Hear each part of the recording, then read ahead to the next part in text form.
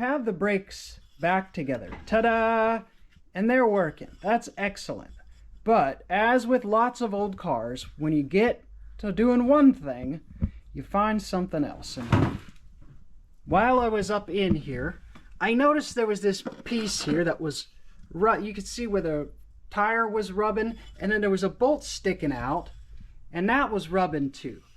And I didn't understand what that was, and I hadn't looked at it. I went and looked, and it wasn't on the other side. So they were using that as a patch, but a patch to what?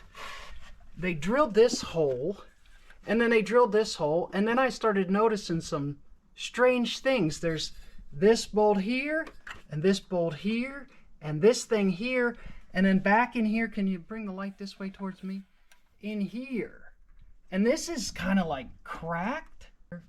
This shock tower is held in with these bolts, which from the factory, it was spot welded. The other side doesn't have these hardware at all. It's just spot welded in. So, and it looks like somebody did some, like, you know, paint correction in here. So we went and we looked in the trunk. Let's show them in the trunk. And in the trunk, there's definitely something wrong. They put all this seam sealer rubber caulking here. And then this isn't welded or even connected. There's a gap there. So for some reason, this shock tower is not a factory connection. If you look at the other side. Yeah, the other side looks more differenter. But it doesn't, you know, it's all one piece, you know. So I don't know, they must have ripped the shock tower off. Was it built on a Monday? But now we have more fun things to do. Why is it? See, this looks like it's bent. This whole thing looks like it's bent upwards. Yeah, it is bent upwards. Take all that seam sealer out of there. Yeah. And bend that back where it goes and maybe just weld it properly. I don't know. Something. It wasn't what we thought we were working on. It's not like brakes, but... Yeah, the brakes are done, but now we got... You know how it is with old cars? You know, this is going to be easy, and you do the easy part, but you find another part that you didn't expect. There is something that clunks back there sometimes, so maybe it's that thing shifting around. I don't know. Yeah, or maybe it's just when the tire hits that electrical box cover. Yeah, when it hits the electrical They're box. holding a shock tower in with a piece of an electrical box. Well, the other thing was that the bolt was coming through, jamming into the tire. Did it hurt the tire? I guess not. Not too badly. There's scuff marks all over the tire, but it's not... But it's not like it didn't lathe into the tire. No, okay. No, luckily not. So anyways, we're going to try and get it fixed up a little more proper. Oh, that'll be okay. It's not making much heat. No, it's not. It was... I had a hard time getting it. I thought you were recording. I am, but I mean, I'm going to show what's going on. Okay. All right, so the hardware that came out, I don't know, these are like dime store bolts. Those aren't even self-tappers. Those are just giant lag bolts that you put into wood. Anyways, yeah, and then you take the lower, you know, shock thing off, and it's just hanging in there now. That has lag bolts, hold that piece in there? Lag bolts, yeah. That's the clunk I used to. I hear a clunk somewhere. Yeah. Okay, so I don't know how they got it in here exactly, but I think if we take this upper shock out, that will help us to clean it up and weld, maybe plug weld it or whatever. But yeah, it's well, and then that piece that's all bent in there is hammer it down, rip along, weld it along there. I mean, it had 4 of them in there. Yeah, but there was a clunk, and now I know what the clunk is, you know? I mean, it wasn't moving around. I don't think that is the clunk. Oh, there's probably something else messed up in here. Caulking, some putty, seam a couple sealer. of lag bolts, and an electrical box cover. Oh, that's right. They also used... Clunk. Okay, so... It was a UL listed electrical And look, box. that looks like there was supposed to be a bolt or something. And there's a... Yeah. I mean, it looks like it was the factory part, though. Well, maybe... Did they not weld it enough times from the I factory? have no idea what happened here. But we know what we have, and we can... It looks like it is the one that came with the car. It does. So we can clean it up and we'll weld it in place. That's such a strange failure. That is really weird. I'm gonna show them the hole from here. See, it doesn't look like it was ever really welded in. No, somebody definitely made a sort of haphazard repair, but how did it get that way in the first place is a mystery. That's what happens with these old cars, they just fall apart.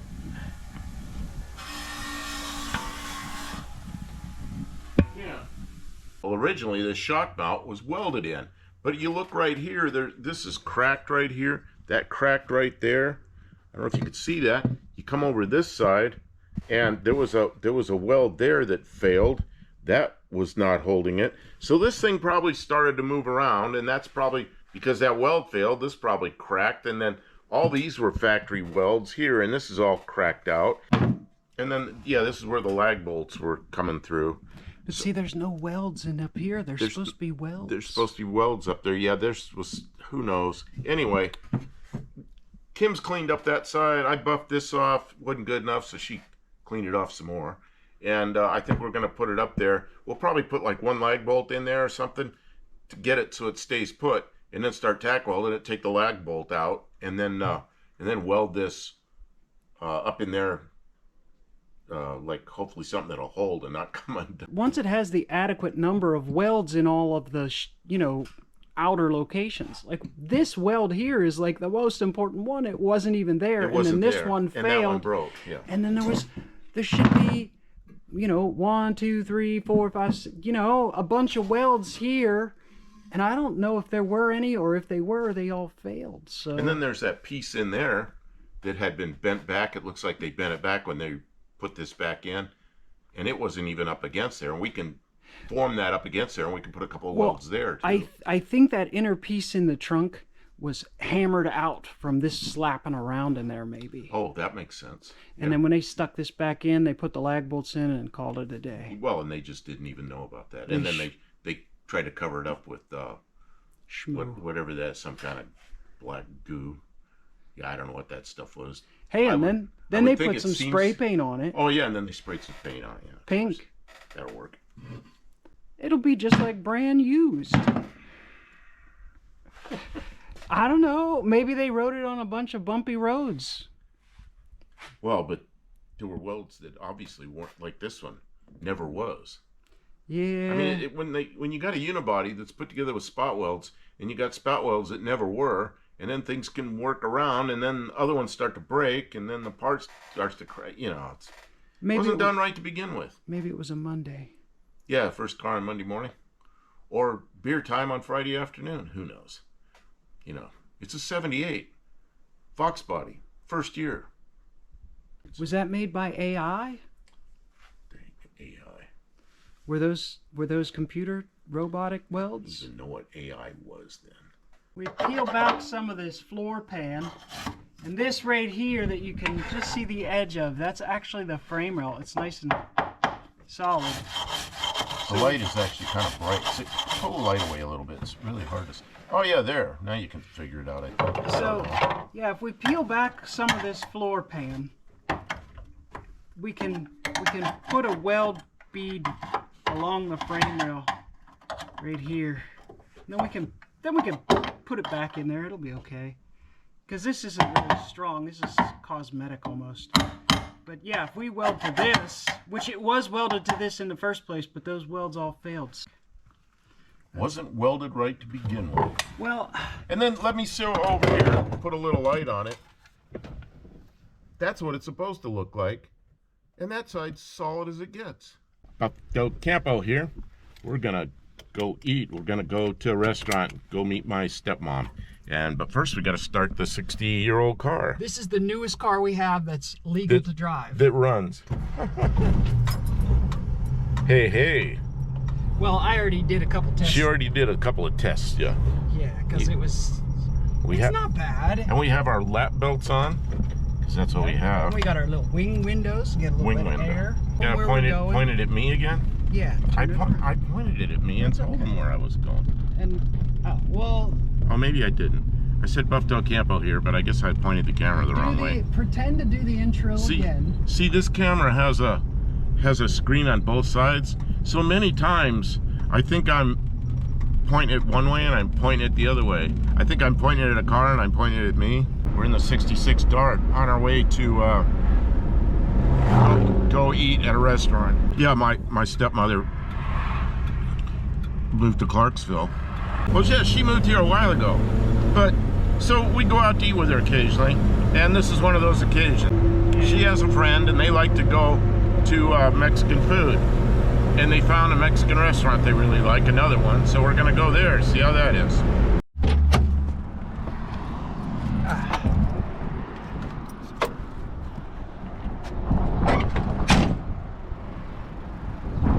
We found the restaurant. I guess it has a big flying bull painted on it.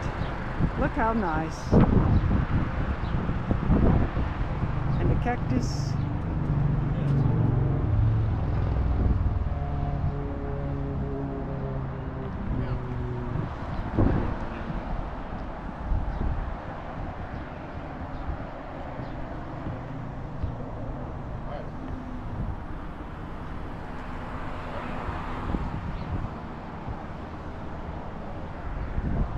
You know, Mexican, because Clarksville, Tennessee. Of course. Very pretty.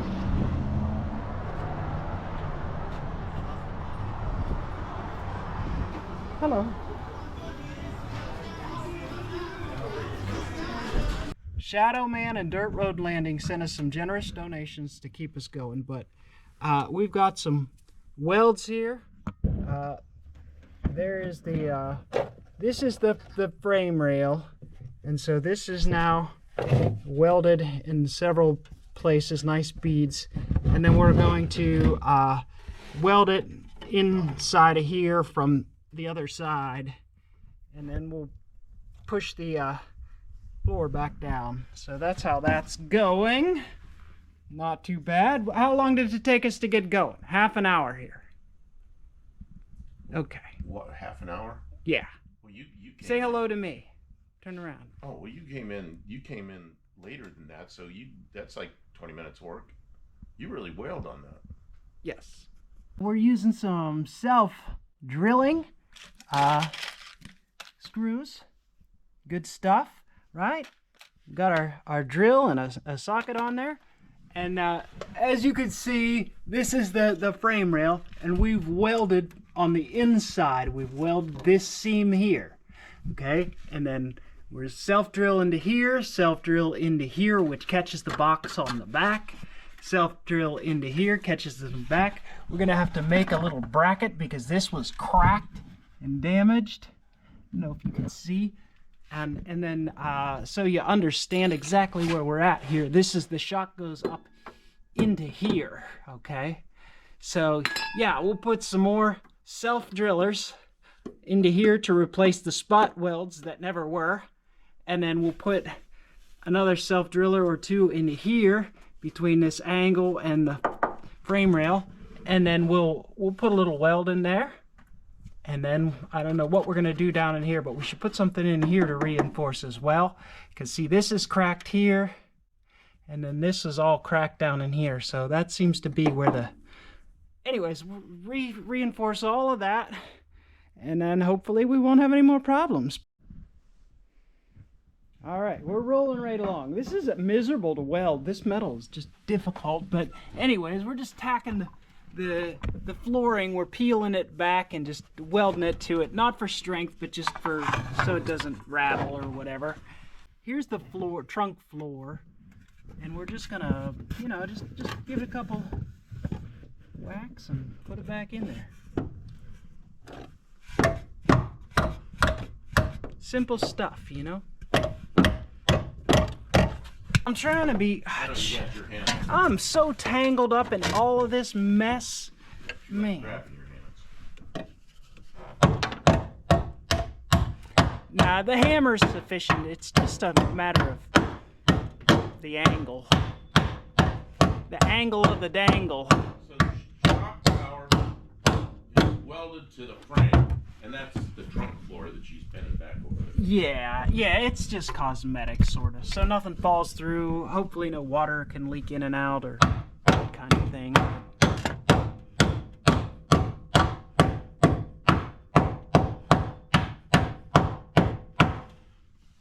Oh, that's top notch right there. And there was a little fire right here, but it just burned off the undercoating, so we're good.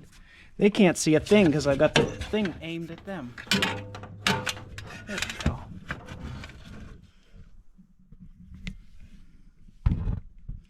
Those welds are terrible, but that's all right. There's lots of layers. There's more layers than there were before. It's never coming back apart. Better than it ever was. Kevin Smith, where do you hear about such nonsense? What about the guy that lit a squirrel on fire? That's terrible to begin with. Yikes! No, don't do And then that. the squirrel ran into the guy's house and burned the house down. Serves him right. We've got, I just blasted this is all with some Rust-Oleum. I used a brush, a wire brush real quick to get all the dust and the weld smoke off of there. And just blasted with some Rust-Oleum. It's just black, that's what I have handy. I still need to reinstall the rubber stop that goes in here. It goes right here. But I'll do that when this is all dry, because I'm going to have to put some grease on there to get it to pop in. And then I think we'll be ready to put it back together. You know? That'll last another, 40 years or 40,000 miles, whichever comes first. Whichever comes last, who cares? It'll get us there. It's not going to fall apart again, I'll tell you that. All right. What do you think, Buff Del Campo, of this here repair? Oh, I think it looks really good. All right. And then we got some silicone all goobed around here. Good enough. Then we'll put the shock back in and the rubber mount back in and we'll be good. All right. Well, that's the end of this video. So we got to close it up. Well, we're closing up the video? I think all we we've should. got to do is put the wheels back on this car. Oh, put the shock on. Put the wheels back on the car and boom, take it down the road 70 miles an hour. See how it is. Hit some bumps. Oh, you know what? I got to check this shock and see if this shock's any good. Okay, well, it probably is. I mean, they're the same shocks on both sides. But Yeah, but I if guess this you don't one's know. blown out, that would explain why the other one had a bunch of extra stress. Well, it wasn't welded right. Yeah. There were spot welds that were never spot welded. They were just marks on two pieces of sheet metal that had a gap between them. That's not a spot weld. Yeah. That's a fake spot weld. Well, you know. And of course, then it came apart. They dreamed of spot welding. They just never really followed through with that. All right. Well, thanks for watching. Like and subscribe.